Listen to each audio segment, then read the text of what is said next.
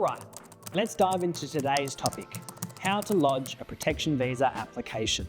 If you are eligible for a protection visa, you can prepare and submit your application yourself, or get someone to act on your behalf. Here is something important to note. If you appoint someone to give you immigration assistance, they must be a registered migration agent, a legal practitioner, or an exempt person. Currently, the process to do the application is via the department's website platform, ImmiAccount. When you lodge online, you can check the status of your application, continue a saved application, attach documents to an application, update personal details, and access a copy of your application at any time. All right, let's start to lodge a protection visa application via ImmiAccount. The first step is to log in or create an ImmiAccount if you don't have one. You can go to this website to create yourself an ImmiAccount. You will need to enter your name, phone number, and an email address. Then create a username and a password and answer all 3 security questions. Confirm your email address by clicking on the link emailed to you. Step 2 is to create a new application. You can go to My Applications and select New Application. Then select Protection, Resolution of Status, Temporary Protection or Safe Haven Enterprise Visa under the Refugee and Humanitarian category. The third step is to copy the details exactly from your passport. You have to tick the box here to agree with terms and conditions. Put in your current location, the type of visa you would like to apply for, and your visa status when you entered Australia. You will be required to fill in relevant details, including those in the photos you see now. Once you have entered the essential data, select Save. This application will be ready for you to keep going with any time that you log in to ImmiAccount. Step 4 is to answer the questions based on your circumstances, including your family members' details. You'll need to put in your contact details, whether you have an authorised recipient, any details about your driver's licence or firearms licence in Australia. You will also need to give details like language, citizenship or nationality, your ethnicity and religion, and other personal details.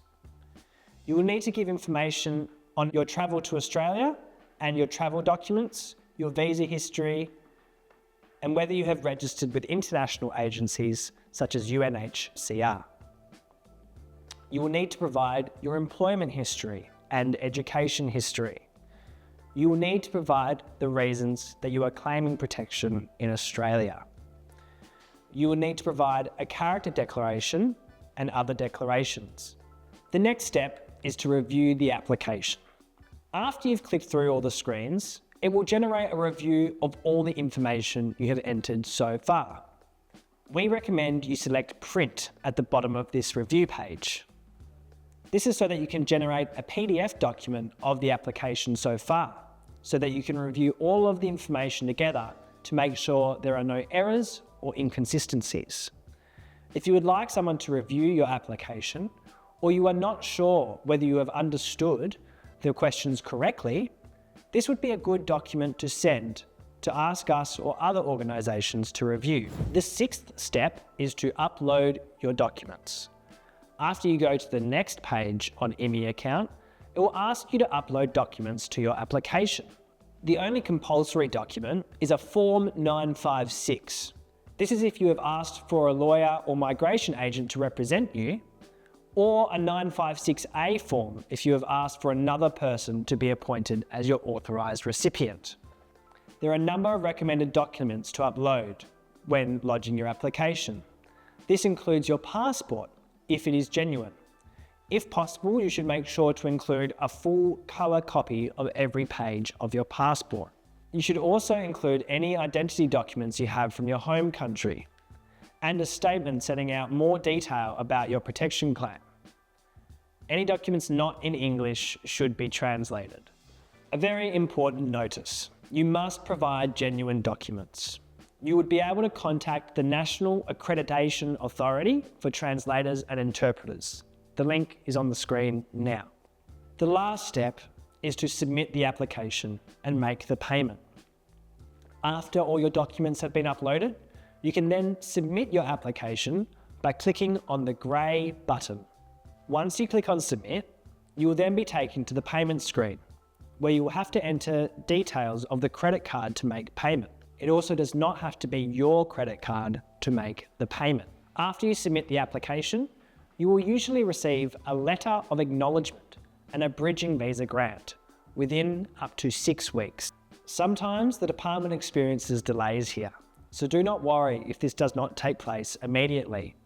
The important thing to do is to respond once they do send you this notice via the email address you have nominated. You will also receive a request to attend a biometrics appointment, usually fingerprints and a photo, and bring your original passport, if genuine, with you. If you don't attend this appointment, your application will be found to be invalid. It is very important that you attend this appointment.